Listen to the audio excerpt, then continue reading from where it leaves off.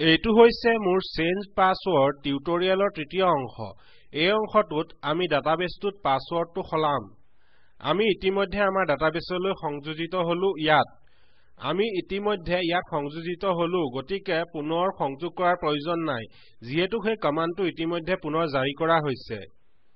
মই query change নামৰ নতুন কুৱেৰি এটা বনাম আৰু সি সমান হ'ব MySQL query ফাংচনৰ।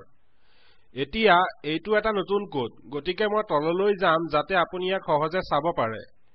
এইটো হৈছে আপডেট, গতিকে মই কম আপডেট ইউজাৰ্ছ, যিটো আপুনি চাব পাৰে আমাৰ টেবল হয়, গতিকে আমাৰ ইউজাৰ্ছ টেবল আপডেট কৰিবলৈ। মই কম set password সমান new password।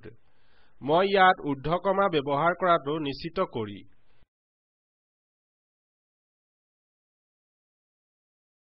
তেন্তে মই কম where username সমান user ভেৰিয়েবলটো যাক মই বৰ্তমান মোৰ পৃষ্ঠাত পালো।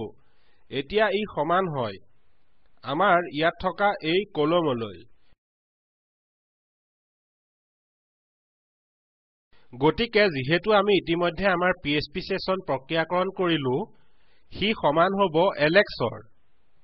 এই কোডৰ অংশটোৱে মূলতঃ কয় টেবুলখন আপডেট কৰক, পাছৱৰ্ডটো সলাওক উপভোক্তাই এণ্টাৰ কৰা নিউ পাছৱৰ্ডটোলৈ।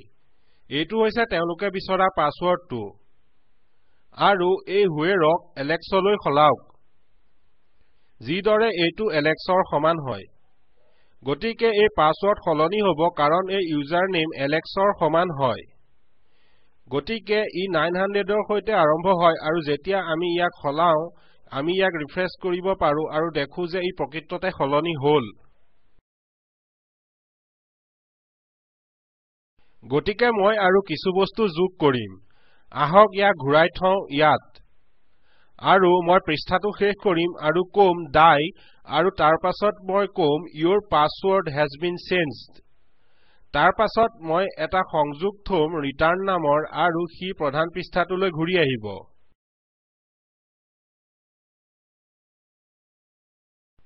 আৰু সি হৈছে index.php। আমি পৃষ্ঠাটো শেষ কৰাৰ আগতে মই সেশনটো ধ্বংস কৰিম। গতিকে সেশন destroy।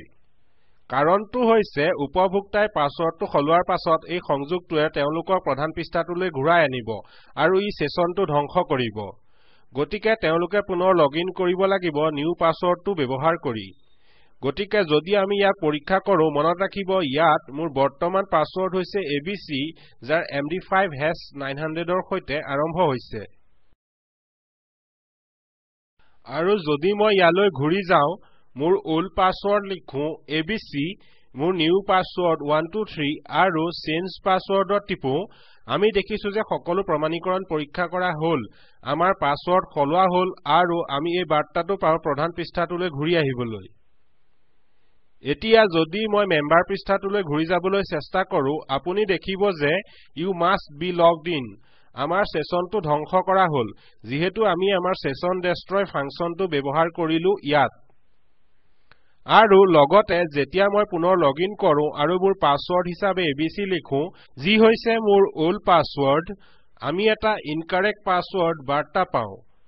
যদি মই 123 চেষ্টা কৰো, you are in আৰু ইয়াৰ প্ৰমাণটো ইয়াত দেখুওৱা হৈছে। আহক ঘূৰি যাওঁ আৰু ব্ৰাউজত টিপো। তললৈ যাওঁ আৰু আমি চাব পাৰো যে পাছৱৰ্ডটো 900ৰ পৰা 202 লৈ সলনি হৈছে। সেইবাবে এইটো এটা সম্পূৰ্ণ নতুন হেছ আৰু এটা সম্পূৰ্ণ নতুন পাছৱৰ্ড। গতিকে সকলোৱে ঠিককে কাম কৰি আছে। আপুনি দেখিছে যে এইটো কৰিবলৈ অতি সহজ। আপুনি কৰিবলগীয়াটো হৈছে আপোনাৰ SQL queries সঠিককৈ শিকাটো।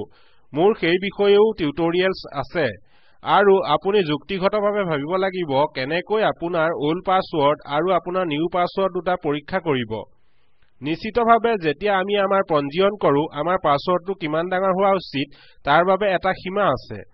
মই তাক আপোনালৈ এৰিম আন এটা পৰীক্ষা কৰি চাবলৈ যে পাছৱৰ্ডটো 6 কেৰেক্টাৰতকৈ ডাঙৰ হোৱা উচিত নে 25 কেৰেক্টাৰতকৈ ডাঙৰ নোহোৱা উচিত।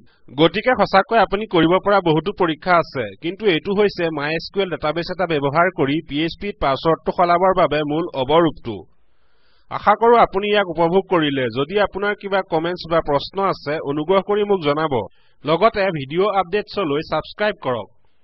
দৰ্শনৰ বাবে ধন্যবাদ মই মৌচুম হাজৰিকাই স্পোকেন টিউটৰিয়েল প্ৰকল্পৰ বাবে অনুবাদ কৰিছো